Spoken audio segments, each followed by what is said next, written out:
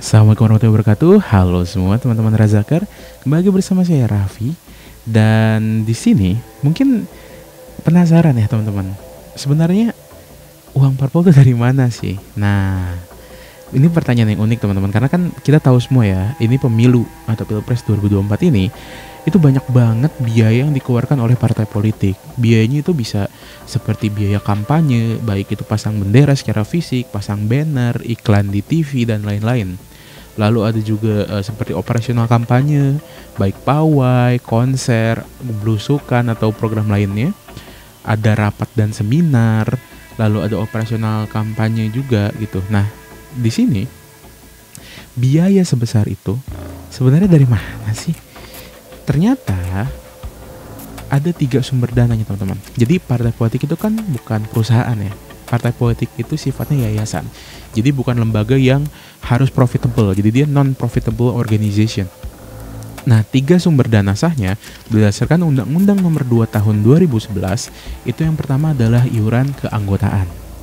Yang kedua adalah sumbangan atau donasi yang sah. Dan yang ketiga dari APBN atau APBD. Kita bahas dulu yang pertama. Yang pertama iuran keanggotaan. Jadi memang pada dasarnya anggota parpol jumlahnya itu tidak diatur dan tidak dibatasi oleh undang-undang. Artinya boleh cuman berapa puluhan orang bisa sampai ribuan orang. Itu tergantung dari masing-masing parpolnya. Ada beberapa sistem dalam iuran ini. Ada memang iuran dengan nilai yang tetap. Ada iuran dengan nilai yang mematok dari persenan gaji anggota partainya. Jadi mereka yang terpilih jadi wakil rakyat baik di DPR, DPD atau DPRD itu nantinya akan ada persenan gaji yang disumbangkan atau dipotong untuk disetor ke partai. Dan ini adalah praktek yang resmi teman-teman. Sah. Lalu yang kedua, itu adalah dari sumbangan atau donasi yang sah.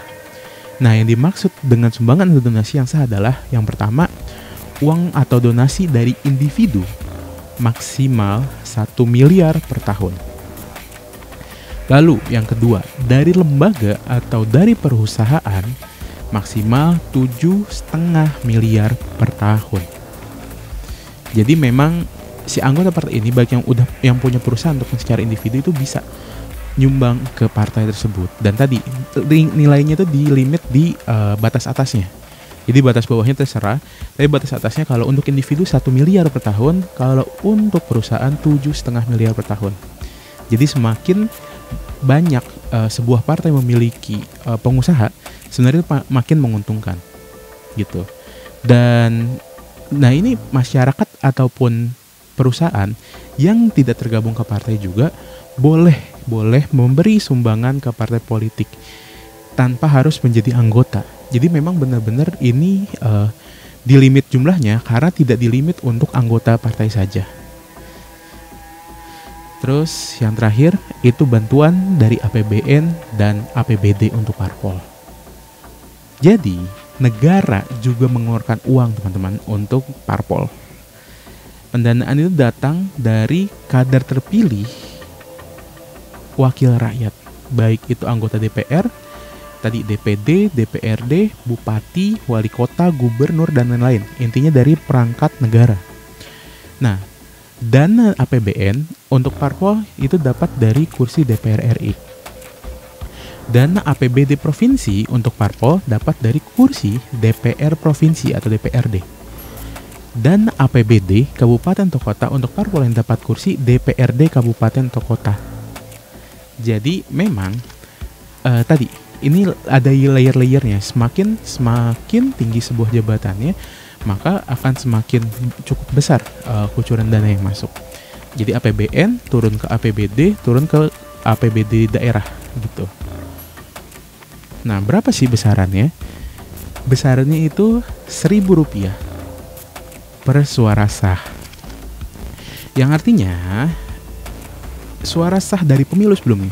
Misalnya untuk yang sekarang itu dari pemilu 2019 berhak mendapat Rp1.000 per suara sah. Ini sebagai contoh.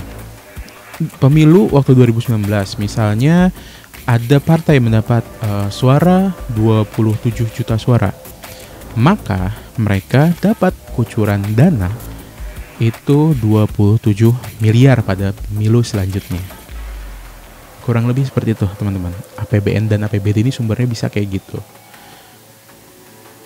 Nah, itu semua adalah praktek sah dari parpol dan mereka harus tunduk karena ini sudah diatur dalam undang-undang tadi nomor 2 tahun 2011. Yang pertama, saya ulang kembali untuk review. Yang pertama, dari iuran keanggotaan, biasanya dari persentase gaji. Yang kedua, itu dari sumbangan, baik secara individu ataupun perusahaan. Dan yang ketiga, dari dana APBN ataupun APBD. Mudah-mudahan informasi ini jelas ya untuk teman-teman semua yang mungkin kemarin-kemarin masih bingung. Sebenarnya partai politik ini kok bisa kaya sih? Mereka kan yayasan, bukan organisasi profit. Inilah sebabnya teman-teman, inilah alasannya, inilah sumber dananya. Mungkin segitu aja yang ingin kami sampaikan di video kali ini. Makasih udah menonton, jempol ke atasnya, subscribe channelnya dan share ke sebanyak mungkin orang. Terima kasih, nama saya Raffi Ahmad Razak dari Razakar, pamit undur diri. Assalamualaikum warahmatullahi wabarakatuh, sampai jumpa.